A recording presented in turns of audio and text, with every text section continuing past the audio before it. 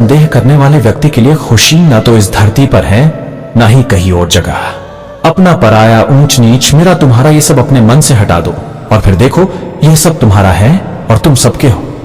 मनुष्य अपने विश्वास से बनता है, जैसा वो विश्वास करता है वैसा बन जाता है। आत्मा पुराने शरीर को ठीक उसी प्रकार त्याग देती है जिस प्रकार मनुष्य अपने पुराने वस्त्रों को त्याग कर नए वस्त्र धारण कर लेता है। परिवर्तन ही इस दुनिया का नियम है। कल जो किसी और का था आज वो तुम्हारा है एवं कल वो किसी और का होगा। आनंद बस मन की एक अवस्था है जिसका बाहरी दुनिया से कोई लेना देना नहीं है। आपका मन आपका शत्रु भी बन सकता है और मित्र भी बन सकता है। सुख का राज कम इच्छाएं रखने में है। मन चंचल होता है और इसे नियंत्रित करना कठिन है, लेकिन निरंतर अभ्यास से इसे वश में किया जा सकता है। अगर आप अपना लक्ष्य पाने में असफल हो जाते हो तो अपनी रणनीति बदले, लक्ष्य नहीं। नरक के 4 द्वार हैं: क्रोध, मोह, लोभ और अहंकार। अपने कर्म का फल व्यक्ति को ठीक उसी तरह ढूंढ लेता है जैसे कोई बछड़ा हजारों गायों के बीच अपनी मां को ढूंढ लेता है। मैं किसी के भाग्य का निर्माण नहीं करता, ना ही किसी के कर्मों का फल देता हूं। व्यक्ति या जीव के कर्म ही उसके भाग्य का निर्माण करते हैं और उसके अनुसार उनको फल मिलता है। वर्तमान परिस्थिति में तुम्हारा कर्तव्य ही तुम्हारा धर्म है। धर्म युद्ध में जो व्यक्ति धर्म के साथ नहीं खड़ा है, इसका मतलब है कि वह अधर्म का साथ दे रहा है। अपने मन को अभ्यास के द्वारा वश में किया जा सकता है। भगवान श्री कृष्णा ने कहा है, कर्म का फल व्यक्ति को उसी तरह ढूंढ लेता है जैसे कोई बछड़ा सैकड़ों गायों के बीच अपनी मां को ढूंढ लेता है। भगवान श्री कृष्णा ने कहा है, आत्मा न जन्म लेती है, न मरती है, न ही इसे जलाया जा सकता है, न ही पानी से गिला किया जा सकता है। आत्मा अमर और अविनाशी है। भगवान श्री कृष्ण ने कहा है, मैं किसी के भाग्य का निर्माण नहीं करता और ना ही किसी के कर्मों के फल देता हूं। भगवान श्री कृष्ण ने कहा है, व्यक्ति या जीव का कर्म ही उसके भाग्य का निर्माण करता है। भगवान श्री कृष्ण ने कहा है, आत्मा पुराने शरीर को वैसे ही छोड़ देती है जैसे मनुष्य पुराने कपड़ों को उतारकर नए कपड़े धारण कर लेता है। भगवान श्री कृष्ण ने कहा, तुम्हारा क्या गया जो तुम रोते हो? तुम क्या लाए थे जो तुमने खो दिया? तुमने क्या पैदा किया था जो नाश हो गया?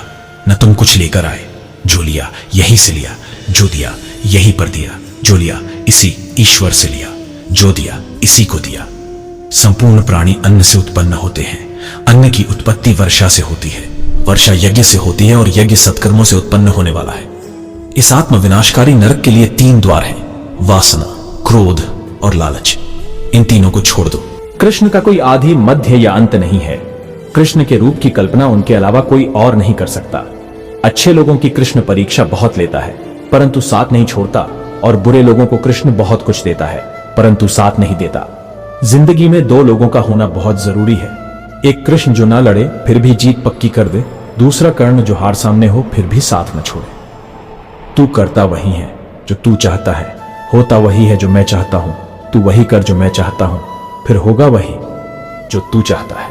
रो पड़े कृष्णा ने कहा, मैंने तो सबकी सुनता हूं पर मेरा कौन सुनता है? इंसान गलत कार्य करते समय बाएं दाएं आगे पीछे चारों तरफ देखता है, बस ऊपर देखना भूल जाता है। श्री कृष्ण कहते हैं कि जन्म लेने वाले के लिए मृत्यु उतनी ही निश्चित है जितना कि मृत होने वाले के लिए जन्म लेना। इसलिए जो अपरिहार्य है उस पर शोक मत करो। भरोसा अगर खुद पर रखो तो ताकत बन जाती है और दूसरों पर रखो तो कमजोरी बन जाती है। आप कब सही थे इसे कोई याद नहीं रखता है, लेकिन तुम कब गलत थे इसे सब लोग याद रखते हैं। मैं किसी के भाग्य का निर्माण नहीं करता और ना ही किसी के कर्मों के फल देता हूं। मनुष्य कितना भी गोरा क्यों ना हो परंतु उसकी परछाई सदैव काली होती है। मैं श्रेष्ठ हूं, यह आत्मविश्वास है, लेकिन सिर्फ मैं ही श्रेष्ठ हूं, यह अहंकार है। मैं सभी प्राणियों को समान रूप से देखता हूं, न कोई मुझे कम प्रिय है ना अधिक, लेकिन जो मेरी प्रेम पूर्वक आराधना करते हैं वो मेरे भीतर रहते हैं और मैं उनके जीवन में आता हूं। तुम्हारा क्या गया जो तुम रोते हो? तुम क्या लाए थे जो तुमने खो दिया? तुमने क्या पैदा किया था जो नाश हो गया? न तुम कुछ लेकर आए, जो लिया यहीं से लिया, जो दिया यहीं पर दिया, जो लिया इसी ईश्वर से लिया, जो दिया इसी को दिया। यदि आप किसी के साथ मित्रता नहीं कर सकते तो उसके साथ शत्रुता भी नहीं करना चाहिए। जो हुआ वह अच्छा हुआ, जो हो रहा है वह अच्छा हो रहा है, जो होगा वह भी अच्छा ही होगा। तुम भूत का पश्चाताप न करो, भविष्य की चिंता न करो, वर्तमान चल रहा है। राधा ने श्री कृष्ण से पूछा, प्यार का असली मतलब क्या होता है? श्री कृष्ण ने हंसकर कहा, जहां मतलब होता है वहां प्यार ही कहां होता है। मेरे भी कई जन्म हो चुके हैं, तुम्हारे भी कई जन्म हो चुके हैं, ना तो यह मेरा आखिरी जन्म है और ना यह तुम्हारा आखिरी जन्म है। प्रेम एक ऐसा अनुभव है जो मनुष्य को कभी परास्त नहीं होने देता, और घृणा एक ऐसा अनुभव है जो मनुष्य को कभी जीतने नहीं देता। श्री कृष्ण जी कहते हैं, जिस व्यक्ति को आपकी कद्र नहीं, उसके साथ खड़े रहने से अच्छा है आप अकेले रहे। परिवर्तन इस संसार का नियम है। कल जो किसी और का था, आज वो तुम्हारा है एवं कल वो किसी और का होगा। प्यार और तकदीर कभी साथ नहीं चलते, क्योंकि जो तकदीर में होते हैं उनसे कभी प्यार नहीं होता, और जिससे हमें प्यार हो जाता है वह तकदीर में नहीं होता। श्री कृष्ण कहते हैं, मनुष्य को जीवन में श्रेष्ठ बनने का प्रयास अवश्य करना चाहिए, परंतु जीवन में हमेशा उत्तम ही रहना चाहिए। हर कीमती चीज को उठाने के लिए झुकना ही पड़ता है। माँ और पिता का आशीर्वाद भी इनमें से एक है।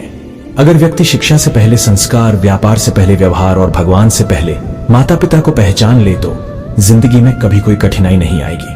स्वार्थ से रिश्ते बनाने की कितनी भी कोशिश करें वो कभी नहीं बनते हैं, और प्रेम से बने रिश्तों को कितना भी तोड़ने की कोशिश करें वो कभी नहीं टूटते। हर किसी के अंदर अपनी ताकत और अपनी कमजोरी होती है।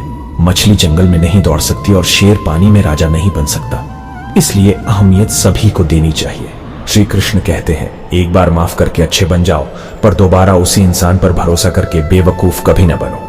कभी भी स्वयं पर घमंड मत करना। पत्थर भी भारी होकर पानी में अपना वजूद खो देता है। हद से ज्यादा सीधा साधा होना भी ठीक नहीं, क्योंकि जंगल में सबसे पहले सीधे पेड़ों को काटा जाता है। अच्छी किस्मत के लोग थोड़ा भी बुरा होने पर भगवान को कोसते हैं, और बुरी किस्मत के लोग थोड़ा भी अच्छा होने भगवान का स्मरण और धन्यवाद करते हैं। बुरे कर्म करने नहीं पड़ते हो जाते हैं, और अच्छे कर्म होते नहीं करने पड़ते। कृष्ण कहते हैं, अहंकार मत कर किसी को कुछ भी देकर, क्या पता तू दे रहा है या पिछले जन्म का कर्जा चुका रहा है। अहंकार करने पर इंसान की प्रतिष्ठा, वंश, वैभव तीनों ही चले जाते हैं। जिंदगी के इस रण में खुद ही कृष्ण और खुद ही अर्जुन बनना पड़ता है। रोज अपना ही सारथी बनकर जीवन की महाभारत को लड़ना पड़ता है। क्या सदा मौन रहना उचित है? नहीं, इतिहास साक्षी है। संसार में अधिक विपदाएं इसलिए आई क्योंकि समय पड़ने पर मनुष्य उसका विरोध नहीं कर पाया। जब मनुष्य को अपने धर्म पर अहंकार हो जाता है तब उसके हाथों अधर्म होने लगता है। यह सच बात है कि भूल करके इंसान कुछ सीखता है, परंतु इसका यह मतलब नहीं कि वह जीवन भर भूल करता रहे और कहे कि हम सीख रहे हैं। आपका मन आपका शत्रु भी बन सकता है और मित्र भी बन सकता है। सुख का राज कम इच्छाएं रखने में है। मन चंचल होता है और इसे नियंत्रित करना कठिन है, लेकिन निरंतर अभ्यास से इसे वश में किया जा सकता है। अगर आप अपना लक्ष्य पाने में असफल हो जाते हो तो अपनी रणनीति बदले, लक्ष्य नहीं। नरक के 4 द्वार हैं: क्रोध, मोह, लोभ और अहंकार। अपने कर्म का फल व्यक्ति को ठीक उसी तरह ढूंढ लेता है जैसे कोई बछड़ा हजारों गायों के बीच अपनी मां को ढूंढ लेता है। मैं किसी के भाग्य का निर्माण नहीं करता, न ही किसी के कर्मों का फल देता हूं। व्यक्ति या जीव के कर्म ही उसके भाग्य का निर्माण करते हैं और उसके अनुसार उनको फल मिलता है। वर्तमान परिस्थिति में तुम्हारा कर्तव्य ही तुम्हारा धर्म है। धर्म युद्ध में जो व्यक्ति धर्म के साथ नहीं खड़ा है, इसका मतलब है कि वह अधर्म का साथ दे रहा है। अपने मन को अभ्यास के द्वारा वश में किया जा सकता है। भगवान श्री कृष्णा ने कहा है, कर्म का फल व्यक्ति को उसी तरह ढूंढ लेता है जैसे कोई बछड़ा सैकड़ों गायों के बीच अपनी मां को ढूंढ लेता है। भगवान श्री कृष्णा ने कहा है, आत्मा न जन्म लेती है, न मरती है, न ही इसे जलाया जा सकता है, न ही पानी से गिला किया जा सकता है। आत्मा अमर और अविनाशी है। भगवान श्री कृष्णा ने कहा है, मैं किसी के भाग्य का निर्माण नहीं करता और ना ही किसी के कर्मों के फल देता हूं। भगवान श्री कृष्ण ने कहा है, व्यक्ति या जीव का कर्म ही उसके भाग्य का निर्माण करता है। भगवान श्री कृष्ण ने कहा है, आत्मा पुराने शरीर को वैसे ही छोड़ देती है जैसे मनुष्य पुराने कपड़ों